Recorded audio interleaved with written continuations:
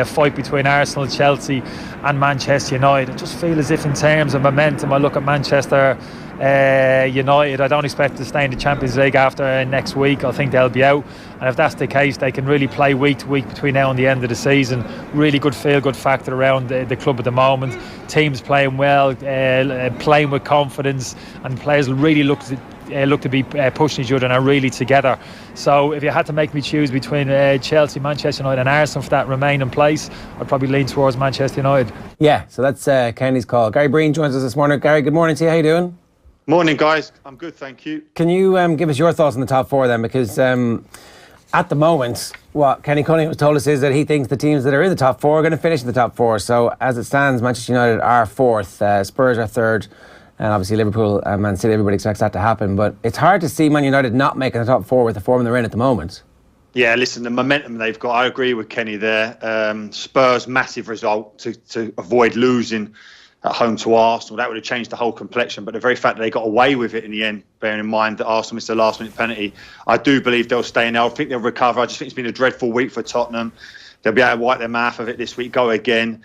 And I think the very fact that I agree with Kenny, I think United will go out of the Champions League and they'll be able to concentrate solely on that. With Arsenal, Chelsea, you just never know what you're going to get at the moment. And that consistency that United have had under Solskjaer, I think it will serve them well and it will get that Champions League spot. The consistency that they've had is something that we probably need to talk a little bit more about, because it's almost irrespective of the personnel now. He can change things around, he can have his team, he can have different players come in, he can have a different style. It's been a fairly remarkable display of managerial capacity so far.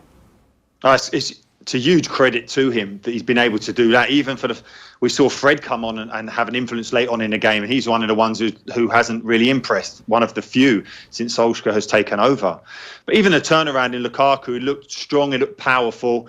In contrast to at times when he can look a little bit too bulky, a little bit cumbersome, he gets his 2 goals. And just watching that game, the late winner against Southampton, the whole mood of that game, the very fact that, listen, and I've been there, 2 tight penalty decisions go in their favour. Then you see the fact that they get the equaliser and they quickly get that second. That used to happen all the time. And then that late winner as well. So the mood, everything seems to be going right for Solskjaer at this moment in time. He comes out after the game and says things like, it felt like the old days. And he's just saying exactly the right things where the supporters are buying into it. And the hierarchy have got a decision now that it would literally feel like mutiny if he didn't get the job. It's funny. It does feel like the old days, though. He's actually just telling the truth about that. That there is, I think a lot of people who probably look back at the Ferguson era or only caught the end of the Ferguson era don't realise that various Man United teams, but certainly the early ones, they could easily, regularly be down in games and not playing well and dig out results. It wasn't that they were this machine that they later on became when they had the Ronaldo team, where they would just win all the games all the time. And even the second team with the class of 92, when they got into their stride, they would win 10, 12 games in a row, and you kind of feel like that was it. But the early stages of Alex Ferguson's reign was this dramatic week after week roller coaster where the team would frequently be behind at Old Trafford and they would need the crowd to carry them through. And that symbiotic relationship between the players and the crowd seemed to completely be impossible given the size and scale of the stadium and the fact that they're now full of tourists week after week. But that's not the case. That somehow Ole Gunnar Solskjaer has managed to bring it back.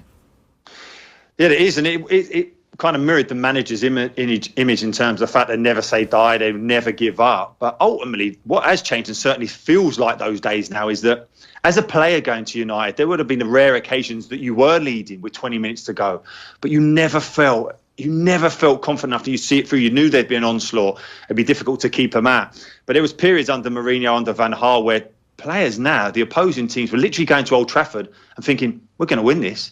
And invariably, you'd see teams getting those type of results. You don't feel that now. Even when it got to that late stages and it looked like Southampton would get a much-needed point, you always felt that United would keep banging on the door and it would force a way through, and it proved that way. Yeah. The other thing that I've seen the Man United fans really happy about is that Solskjaer also seems to be very tactically adept and understands that there was a couple of games early in the year where afterwards he diagnosed that the team had been overrun in midfield, and then he was talking about the improvement that the defence has made, and he was basically putting that down to the fact that the midfield now understood that their role was to help the defence out and to be disciplined, and there was much more tactical nuanced language than that, but just like he knows what's going on and he's actually willing to communicate it. Yeah, listen, I think he has. I think it's been more than just a feel-good factor, and I think that was a bit remiss of ex-players like Paul Ince saying that anyone could have come in and done it, because he has shown a good tactical awareness. I think the first time we saw it, and the biggest challenge he had initially was going away to Tottenham, he played split strikers and encouraged Spurs to kind of attack from their fullbacks like they did, and they put them to the sword in the first half. Obviously, De Gea kept them in it with 11 saves in the game, and the second half performance wasn't that impressive. But we have seen it. He is tactically astute. I think the way United are playing now, he's playing to the strength of the players. More often than not, they counter-attack, and why wouldn't they, with the blistering pace that they have up front, the running energy they have from Pogba, and it served them well. But you're right, you can't do that. You can't put on a good defensive performance if you don't have a disciplined midfield. And it's something we're seeing now in stark contrast to under Mourinho, who probably had them all back, and at times the centre forward would be isolated. You never feel that they're isolated now. They're attacking with real verve. But a standout mention as well to likes of Smalling. I'm not convinced he is a United quality centre half, but he has been excellent in the last few weeks. Liverpool was the standout, but for me, I saw United at Fulham, and he had the physicality to deal with Mitrovic. It was incredible. He bullied Mitrovic, and more often than not, you see Mitrovic doing that to centre halves. Certainly, we've seen him do it to Ireland, Shane Duffy, Dunker of Brighton, really put him to the sword. But Smalling has been impressive in recent weeks. Yeah, how does that happen? Is that because he's got a manager now who believes in him? Is that just he's maturing at a very late stage? Like, why is that? Is that something that you have to give the manager credit for too, or is that just kind of, a rising tide lifts all boats? Yeah, no, I think I would give the majority of the credit there to the manager. He's obviously spoken to him, said, I rate you highly, blah, blah, blah. And as a result, then he has that confidence to go out there in a similar way to Lindelof. He's impressed as well at times this season, certainly earlier in the season. He looked like an apprentice playing for United, or a young centre-half, and not a young centre-half in the mould of John O'Shea, more like a Scott Wootton and Michael Keane, who didn't look good enough for that level. But he has impressed recently as well. And I think it's just the whole feel-good factor. They're enjoying it all the time. You're hearing them saying, we love coming into work. So that credit must go to the manager. In kind of a strange way, Gary, is there something that Manchester United can do by looking at Liverpool in terms of giving them massive amounts of hope for next season? Because we saw what one defensive signing, and they already have a good goalkeeper, but one defensive signing in Virgil van Dijk last season could do to transform Liverpool at the back. As you mentioned, they probably do need another addition in that area, but also with a manager who really believes in the squad, a manager who's kind of a friend of the team. And like the unbelievable contrast we've seen from Liverpool this year, from kind of being well off the top to actually being a proper title contender, they must look at that and say, well, under Ole Gunnar Solskjaer, we may be where we are now, but the possibility for a huge leap forward next year with these few tweaks is actually quite possible. Yeah, no, I would agree with you, but I don't think there's many Van Dijks out there. That's the problem. Sure. I think he's a type of centre-half that solves many problems. But if what we're led to believe is true, that Alderweireld may possibly go into United because his contract situation at Tottenham doesn't look like it's going to be resolved, he is a centre-half who can impact. Because I do, as much as I've just admired how well they've done defensively, I'm going to counter that and maybe contradict myself by saying that's not a that's not a title-winning defence at Manchester United by no stretch of the imagination. So there are improvements needed there. Shaw's looks rejuvenated again. He looks very good in terms of how well he's playing. But I would agree with you there, Owen. I don't think it's a massive jump from where they are to becoming title challengers, but I do think they're 2 or 3 players short.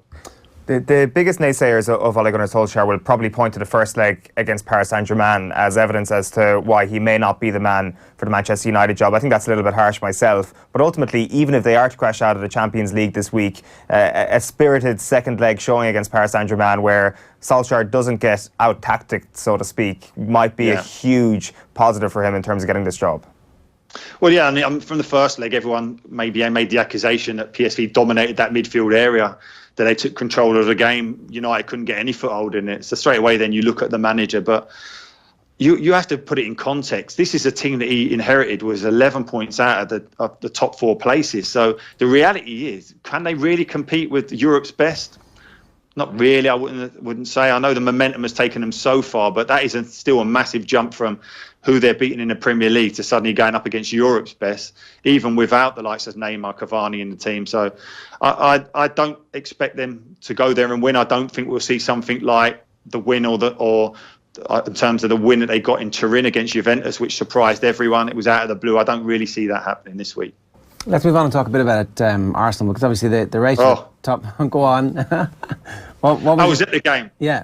I was at the game and I was so impressed with them. And Owen, you'll be delighted to hear that. And so many Arsenal supporters, is that you could see the work that Emery had done. The actual selection was a surprising one. The very fact that he played Mustafi at right back. But in terms of how they played, so organised out of possession. They were brilliant in terms of how they set up, to the extent that when you think about Tottenham, they're normally so good at playing through the thirds, playing through that midfield area and then getting players in space in the 10 area. They couldn't do any of that. Tottenham resorted to playing long ball football. But as is always the case with Arsenal, they break your heart. They were going nowhere, Tottenham, until Mustafi done that ridiculous decision to give away that penalty. Why he's doing that, I don't know. I know everyone will argue it's offside, Harry Kane on the initial ball in, but nevertheless, as a defender, he just needs to go square on, take Kane under the ball that way, as opposed to turning his back and bumping him that way and giving a referee a decision to make. And I was impressed. Mkhitaryan was sensational, disciplined, cantered at pace, was so good. Even Monreal at left backs was disciplined, stayed in there and stayed behind the game and then joined in. But Xhaka, who I was watching, you're thinking, yeah, you're playing quite well. I mean, that tackle on Kane's a disgrace, and he made about 3 or 4 of them. He's a liability. Mm. The thing is, it was so close to a masterstroke on every level, Gary, because, first of all, just on a pure results basis, going to Wembley and getting a 1-0 win, closing the gap to Spurs to 1 point would have been huge. But it would have been the way he did it in terms of the strength of Unai Emery in that dressing room, the fact that he can say, no, I'm going to leave you on the bench to Torreira, to Ozil and to Aubameyang and still go and get the 3 points. It would have been a win-win-win for Unai Emery, and he must be doubly disappointed because of that. Yeah, because of the late penalty, to not put that away, Aubameyang, was surprising, really, bearing in mind how prolific he has been since he turned up in the Premier League. I think only Salah scored more goals than him. But it was right, you're right, to have those 3 quality players on the bench and to win that game and to win it the way they did, because Tottenham were unrecognisable. I know, listen, Tottenham were wounded in terms of their title challenge, literally falling apart in the space of a week. But had Arsenal won that game, you'd have feared for Tottenham in terms of staying in that top 4. Now I think they'll regroup. I think obviously they've got 1 foot in the quarterfinals. They'll go to Dortmund. They'll protect that 3-0 lead, I would expect, and probably go from strength to strength. But that was a real missed opportunity for Arsenal. There's absolutely no doubt.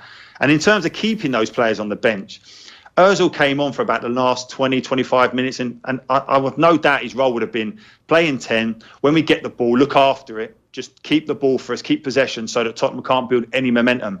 He was absolutely redundant. He didn't do a thing. And to anyone who argues why is Ozil not making this starting 11, of which I would be one of them, that was the perfect example. He contributed absolutely nothing in those final 20 minutes. So I think Arsenal fans have to be pretty happy with what they're seeing, considering where they've come from. Like, the Wenger era is over properly, and they have a manager who is making progress slowly, but it's definitely progress, right? It is progress, but the problem with it is that these players that he wants to take Arsenal are not good enough. They're just not good enough, Mustafi and stuff. And that's a difficult thing to say, because obviously people say, well, listen, he's a World Cup winner. He's a good player. He's a mid-table Premier League player. He's not a defender who can take it away, nor is Xhaka in centre midfield. And this is a problem that Emery will have, is that he has to persevere with him. He's not going to have any type of financial muscle in the transfer window. We're led to believe he's got about 50 million to spend. That's not going to solve the problems. And the problem that ultimately he has is that he has a player who he doesn't feel will contribute on 350 grand a week. Now, he'll create some wealth within his squad by the fact that Ramsey's going, Petr Cech's going, Welbeck will going. So that's effectively about 300 grand's worth in wages. But even then, you're looking at it and thinking they really are struggling, Arsenal. They'll find it hard to bridge the gap to the top 2. Yeah, you've got to pack Ozil off to China or whatever they can do with him to get rid of him. But is he not like one of the only avenues that Arsenal have, Gary, in terms of actually penetrating the top 4 if they manage to get cut adrift a little bit? I agree with you that he was really bad when he came on, but then you look at his Bournemouth performance last week, and at his peak, Gary, he's probably Arsenal's best player in terms of pure raw talent. I absolutely agree with you. And I was really banging the drum about the fact, why didn't he start the game? He's a player that even Pochettino would have said, listen, I hope he doesn't play. And I do believe that too often Ozil was used as a crutch to cover the sins of all the other players. It's too easy to go to Ozil and say, well, look at him, and some of those other players get away with murder. But I do agree with you. I do think he's the difference. And if you think about Arsenal this season, the lack of chances created is staggering drop from last season and the last couple of seasons because Ozil's not playing. And even his stats in terms of what he has contributed when he plays, it's there for all to see. But he just proved that you cannot give him a start in a North London derby. The blood, thunder, guts, whatever you want to say it, he just can't cope with it. He was actually shying away from tackles, pulling out of it. And I was always of the opinion where I'd have that type of player who has that ability to unlock teams, and I would build a team around him. And as a player, I'd say, yeah, I'll do the hard yards for you, I'll do the tackling for you, but you must create. But when you come on and do that and you're pulling out of challenges and you're not getting hold of the ball, it's very difficult to create a team spirit that would accept that within that changing room. Yeah, good stuff, Gary. Thanks a million for joining us this morning. Thanks, guys.